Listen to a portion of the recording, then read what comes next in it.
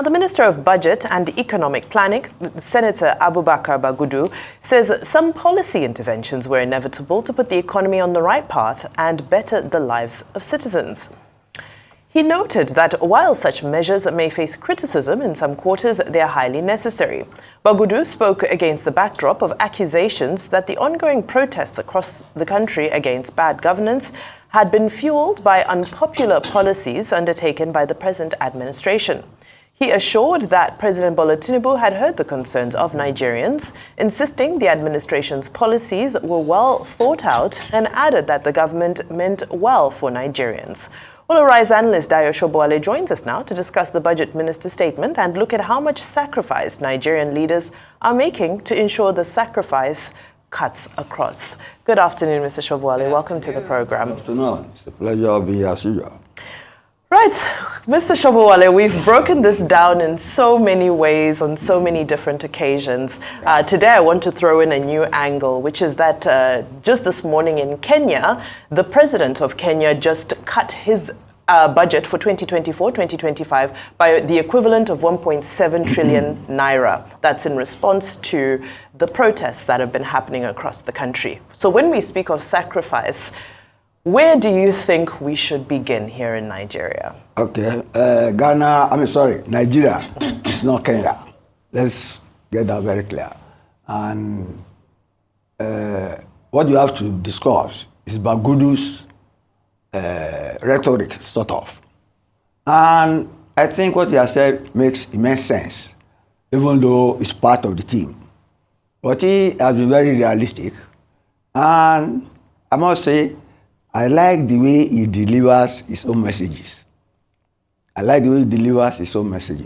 Even the other time before the president spoke, and many of the ministers spoke, you could see that he knows our fundamental errors, being the budget minister. Because our problem, after all said and done, is infrastructural decay.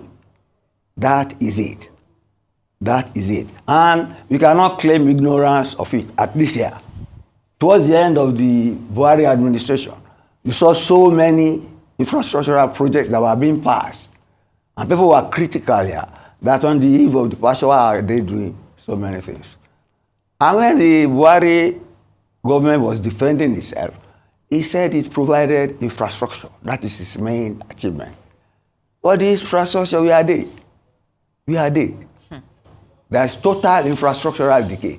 And you see, infrastructural development is the sine qua non for economic growth. You get me? You need hospital, you need roads, you need a good currency. You have soft infrastructure, you have physical infrastructure. But you see, mostly what we have in Nigeria exists on paper. You see massive agreements, massive loans on road projects, port projects, satellite projects. But you see, they are not functional. And that is why the opinion of this budget minister matters. Because the budget minister, you see, if you say you have infrastructural deficit, it means we are spending far, far less than we should be spending to make life easy for Nigerians, by provision of services and goods and food. Get me? Our infrastructural deficit should be 70% of our GDP, it is 30%. It's all the UN, everybody knows that.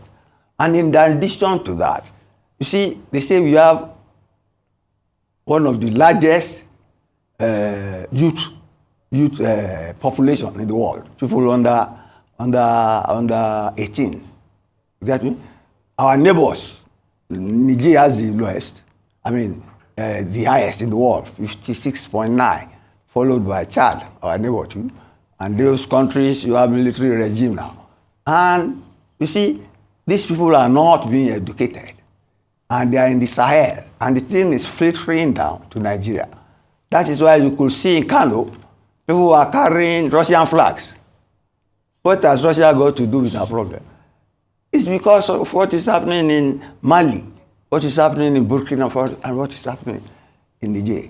So I think Bagudu, even though he's not the Minister of Finance, even though he's not the governor of the central bank, he spoke at a forum for governors of central banks of Africa and ministers of finance. And he hit the nail on the head. Although he's still pleading on behalf of Mr. President for people to have patience. So let's leave it at that for now. Great opening, Mr. Sobowale. Now, given your own observations, are you of the opinion that there might be a disconnect between the government's rhetoric on sacrifice and the reality of its implementation? Well, it is implementing.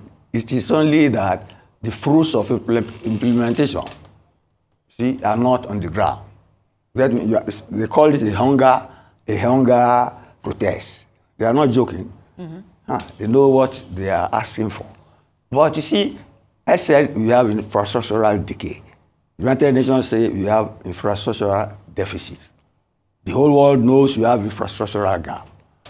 And we know that our institutions, our infrastructure, are rotting. They are not working well.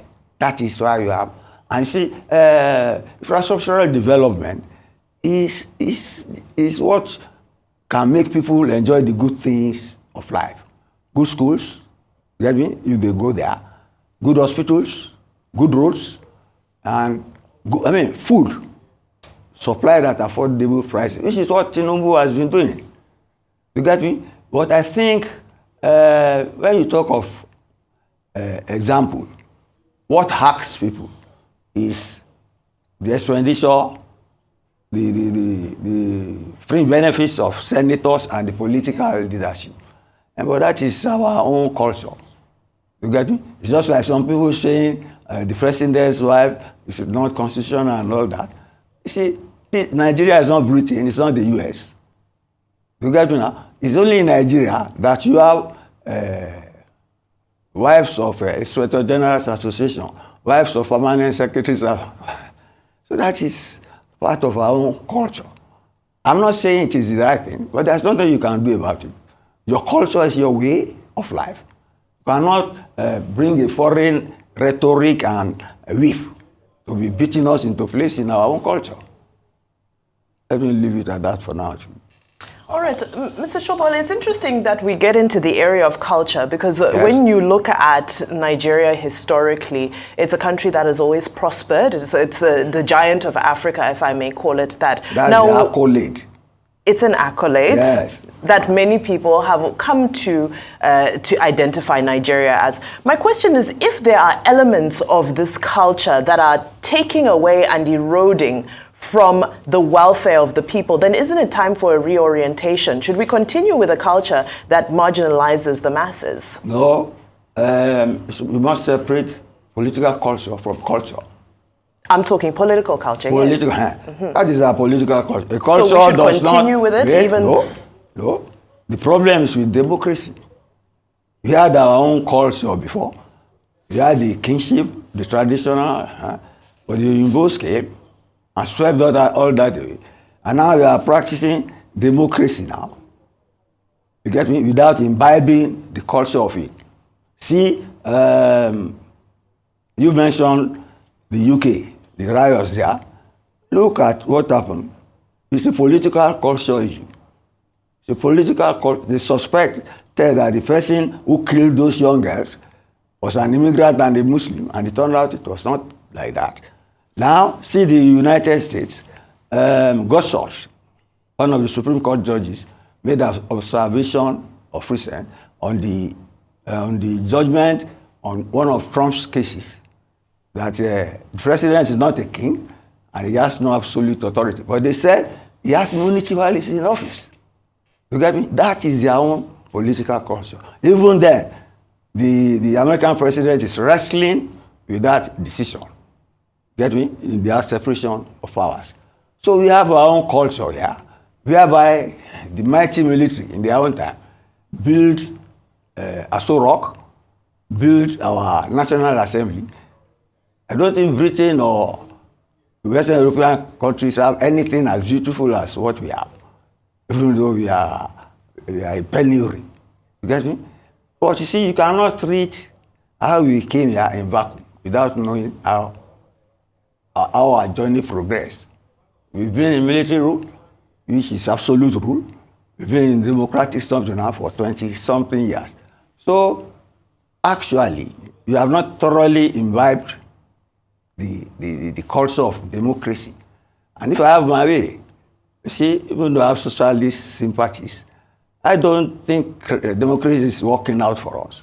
Because we're not putting food on the table. But those from whom we get money for development and all that come with democracy here and money there. Just like the colonialists came with the Bible and the Bible and Christianity. I mean, the Bible and economic development. So you are a product of our cultural, colonial, and political history. But this is our political system. We must live in it. Next. Well, at least we can all agree that we're practicing nominal democracy to an extent. We can still advocate for better. Yes, indeed. Thank you so much, Arise News analyst Mr. Dayo Sobowale, for your time and analysis. We appreciate you as always. Thank you.